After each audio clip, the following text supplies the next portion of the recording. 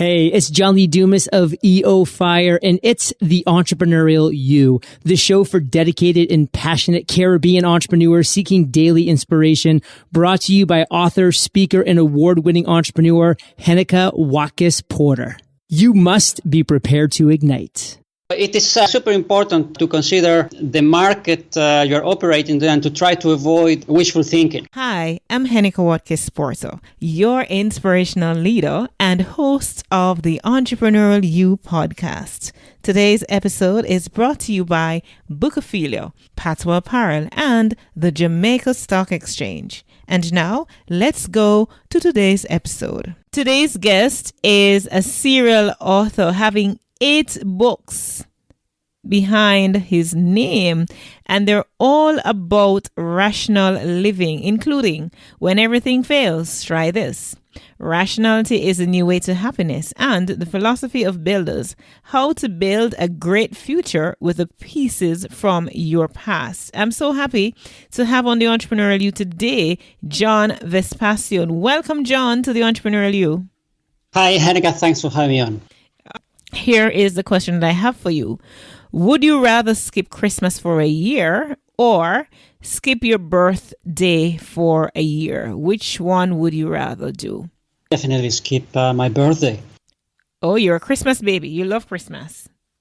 Yes, I think it's a great period to get together with friends and family, extended family and extended friends. So I would definitely skip my birthday. Before any further ado, let me have your social media handle so that our peak performance community can tweet at you and connect with you while we're having our discussion here on rational behavior. Well, it's very easy. If you just type my name, John Vespasian, on Google, you will find the Facebook link, you will find the Twitter link, you will find my blog, my book. So everything is under the name John Vespasian. It's very, very easy to find. Okay, and it's spelled Vespasian. And also for you, my awesome peak performers, if you want to reach out to me while we're here, I am at Facebook, Instagram, Twitter, Heneka Watkis-Porter, as well as Patois Apparel. So I do want to hear from you. Reach out to me, reach out to John. Let's get ready to rumble.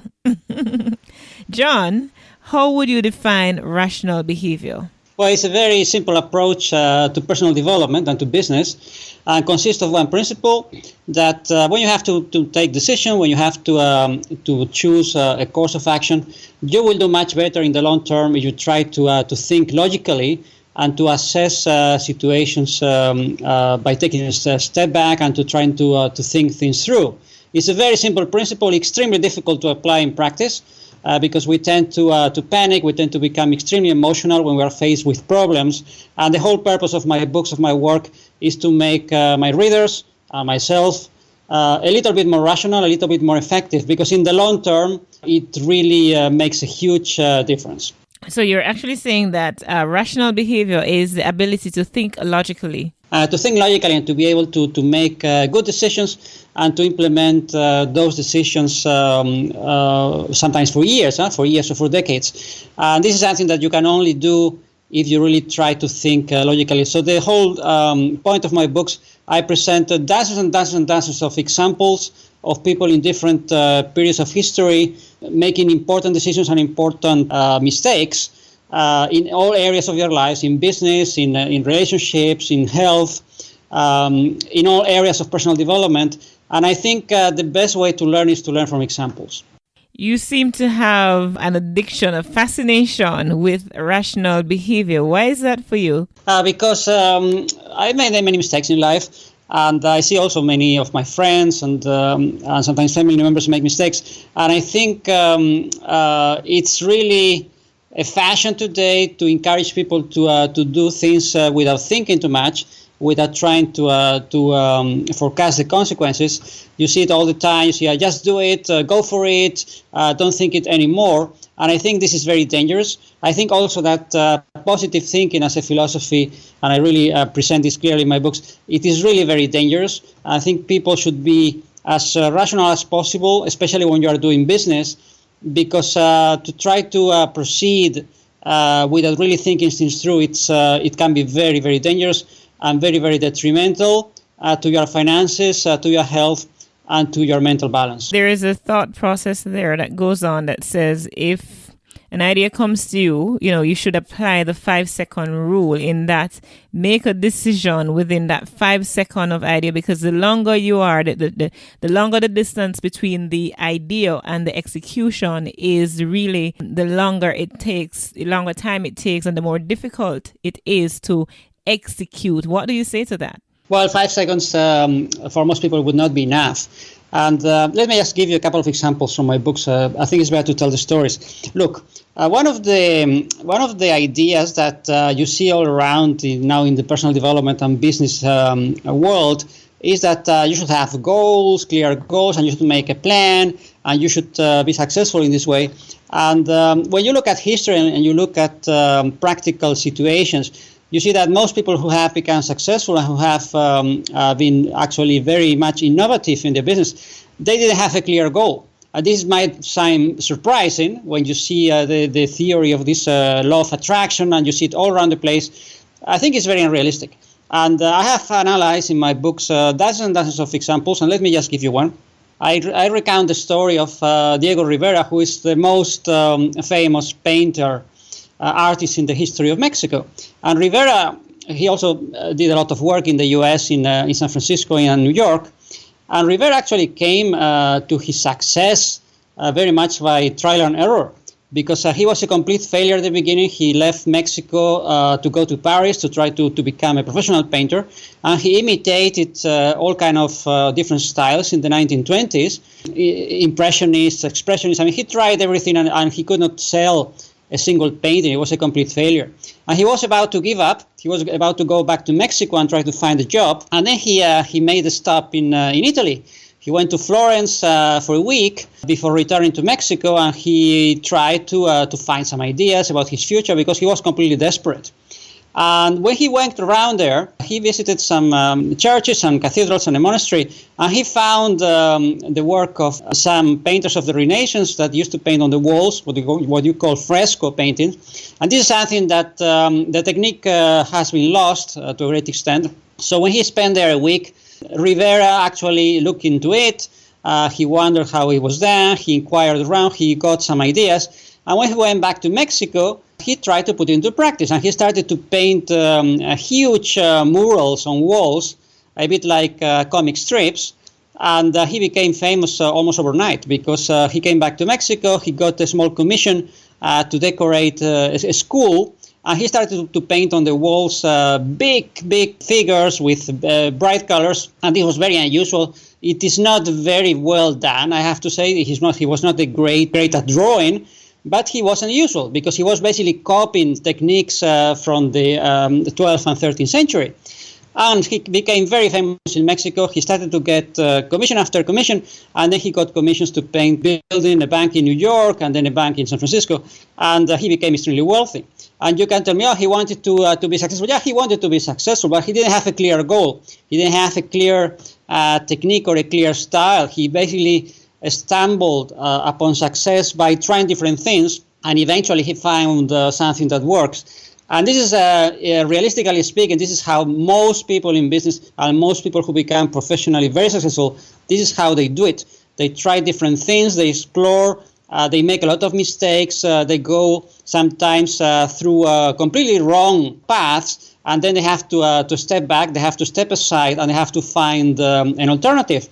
And I think this approach is much more rational, much more realistic than to become obsessed about one goal and to try to push yourself to do the impossible. And this is why you have very often so many people with depression and with anxiety, because they follow this theory of this law of attraction, which is extremely unrealistic, and basically they drive themselves crazy. It sounds paradoxical because what you're saying is this, as it were, sort of irrational behavior is actually quite rational. So it seems as though you're debunking the law of attraction theory as well as, the proponents of the SMART goals, setting SMART goals being specific, measurable, attainable, realistic, and time-bound. What do you say to that? I think this is a nice theory, but when you put it into practice, very difficult to implement. And I think in most cases, you spend so much time trying to figure out these SMART goals that you forget about the whole purpose in the beginning.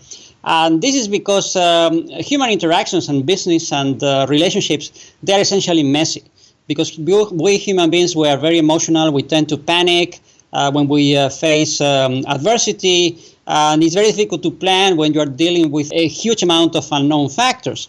And sometimes people have to move to another city to become successful. Sometimes they have to learn another language. They have to move to another country.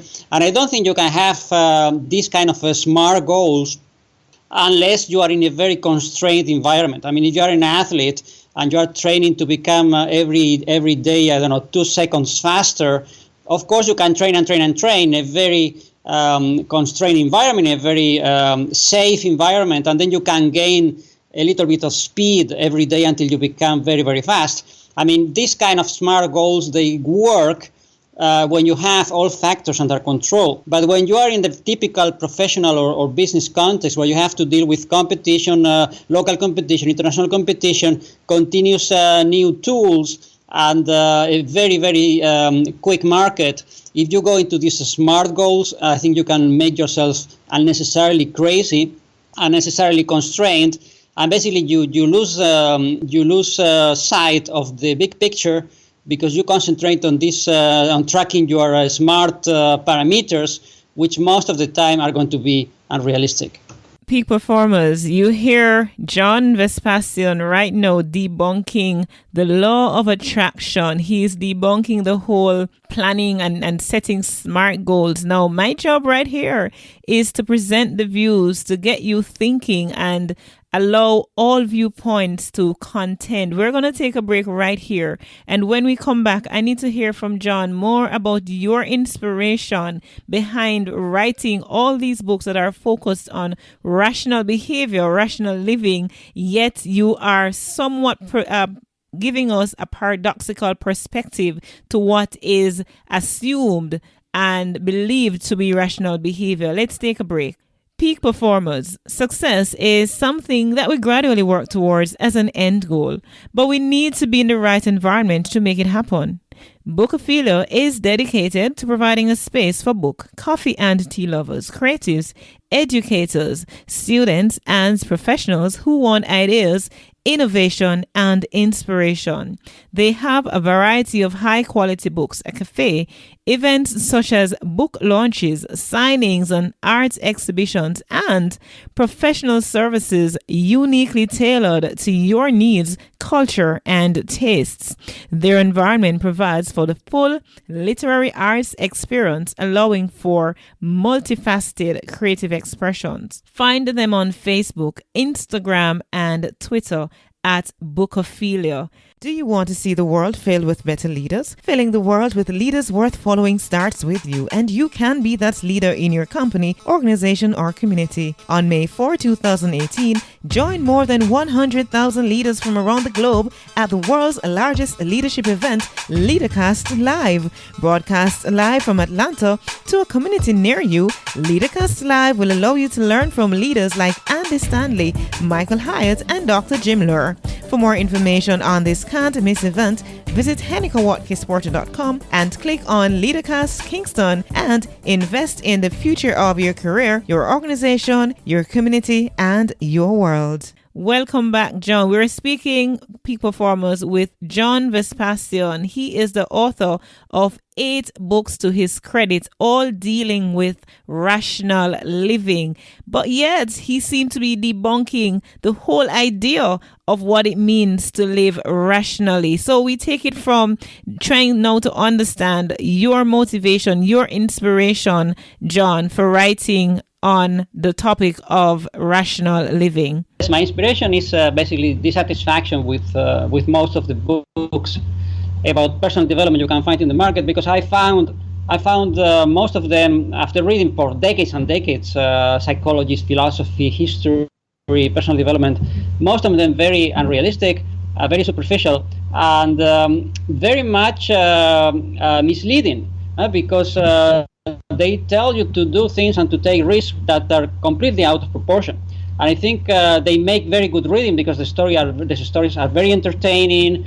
They are very appealing. They are very much a bit like a fairy tale that is charming, is captivating, But when you try to put into reality, it can be very disappointing. So I started to write the kind of books I wanted to read, which are books based on facts, based on history, with a consistent point of view. I think my books are very realistic, and I've been doing this since 2008. I hope to keep doing that for the next decades. And my books are unusual in the sense that I present ideas that you will not find easily somewhere else, because this is why I'm writing the books, because I wish someone else took the trouble to write these kind of books, but nobody else is doing that. Let's look at Rationality is the Way to Happiness, one of your 8 books. What do you want your readers to know?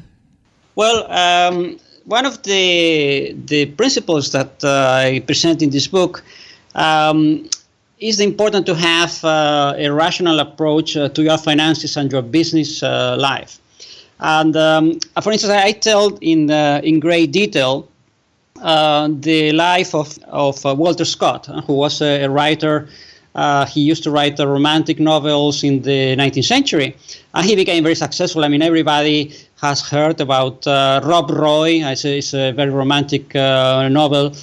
He wrote many of those. Nowadays, they still sell very well for teenagers and children, but few people know that Walter Scott went bankrupt. He went bankrupt. He actually became very much deranged during his last 10 years, because he was working 10, 12 hours a day to pay his debts. He made a huge mistake by buying a huge estate. He got a huge mortgage. In the end, he could not pay. And he tried to escape basically litigation, because he had people chasing him to pay the debts. And he became extremely unhappy during the last 10 years.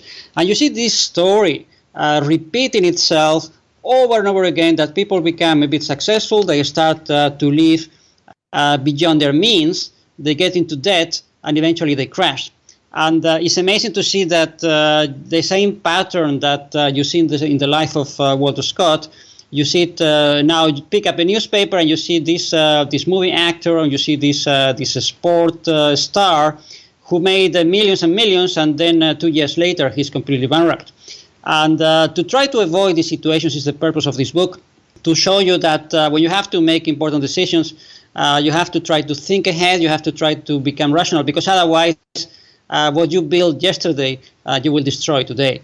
How does the thinking of rational living, how does that thinking apply to entrepreneurs? Bring it tight in a little more for entrepreneurs. Well, it is super important to consider the market you're operating in, and to try to avoid wishful thinking. Unfortunately, if you read most of business books that are available, most of them are based on wishful thinking, because they tell, because I did this and that, and then I took enormous risks and I was lucky. And you have to realize that many of those stories reflect, in some cases, luck, and in some cases, people who have some special connections or some special expertise that you might not have.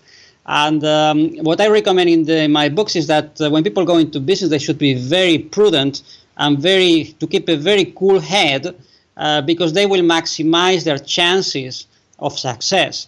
And it is much better to be a little bit on the prudent side, to keep some financial margins, to grow little by little instead of going crazy, because otherwise, I mean, you see so many companies crash one after the other because people just went too fast. They were too imprudent. And let me just give you an example from my books.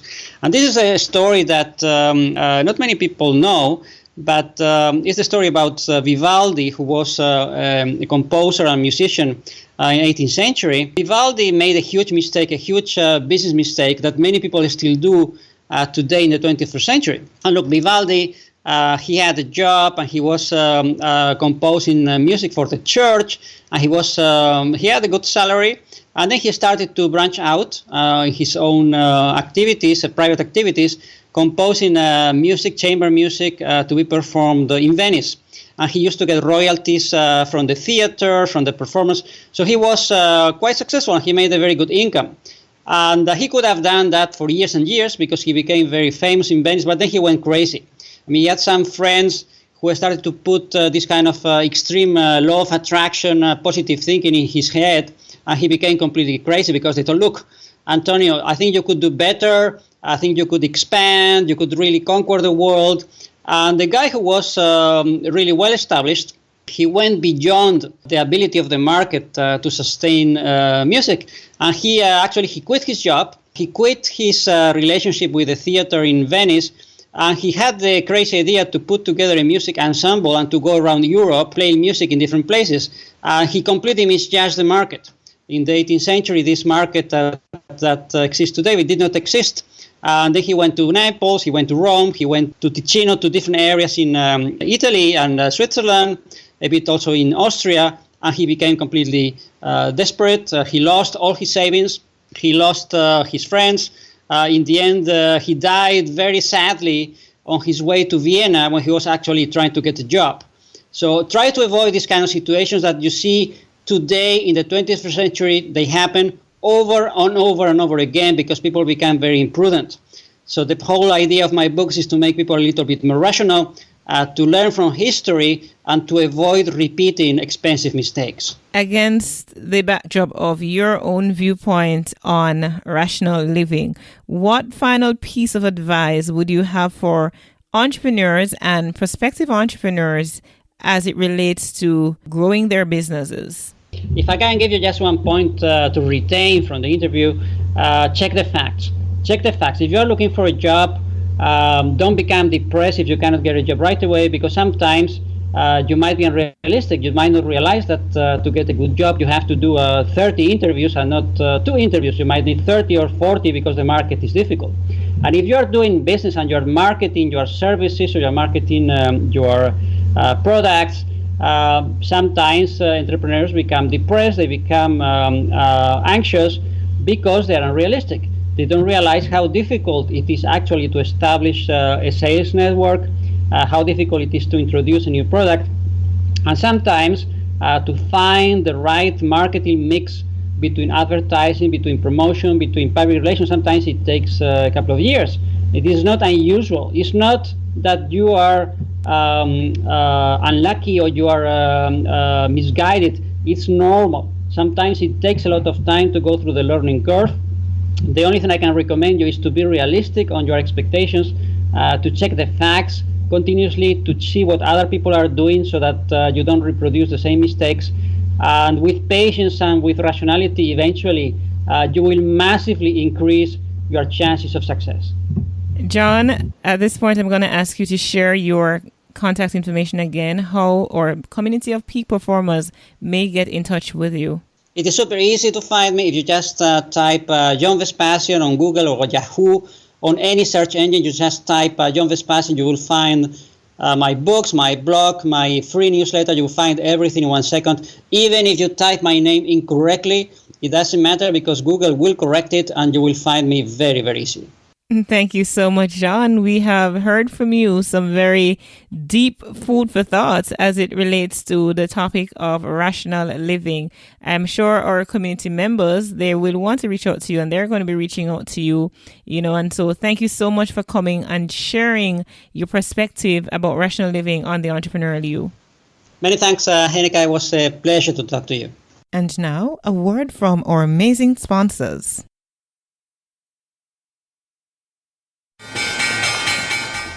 We needed to raise capital, but our experience with local financial institutions was that they were cautious and slow to act, and interest rates were far too high. We had real concerns about financing our business through outside equity investors and the possibility of interference. Could we get a fair valuation for our business? We had our own ideas about the business and its value. Should I go the traditional route of bank financing, or should I try the Jamaica Stock Exchange? So we made a call and experienced transformation of our business through conversations. I'm John Mahfood, CEO of Jamaican Teas, and we're listed on the Jamaica Stock Exchange. Give us a call today at 876-967-3271 to begin your transformation through conversation. We want to see your company listed on the Jamaica Stock Exchange. What do you know? We have come to the end of another great episode of the Entrepreneurial You podcast. I trust that you learned something and that something resonated with you so that you can share with others. And speaking of sharing, I'd so love for you to leave a comment on the show notes page of each episode. Well, we're talking about this one in particular. Leave a comment at the end of the page so that when you go the topic, you click down. And at the end, there's an option there for you to comment. If you're accessing through iTunes, then by all means, I'd love for you to leave a rate and review. That will keep us as a top-rated podcast. It means a lot to me for you to help me out in this way, right? I know you are listening from all over the world, and I so appreciate it, from Japan to Germany to India to Pakistan, everywhere in the Caribbean, in the United States, in Jamaica in particular. Big up my Jamaican peeps.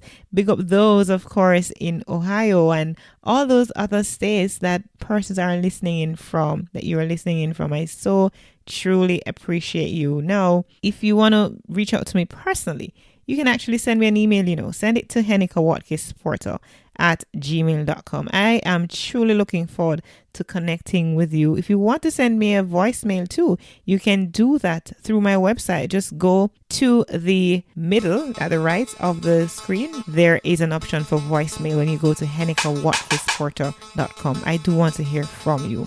Remember, you were born to win, but to be a winner, you must plan to win, prepare to win, and expect to win. Walk good.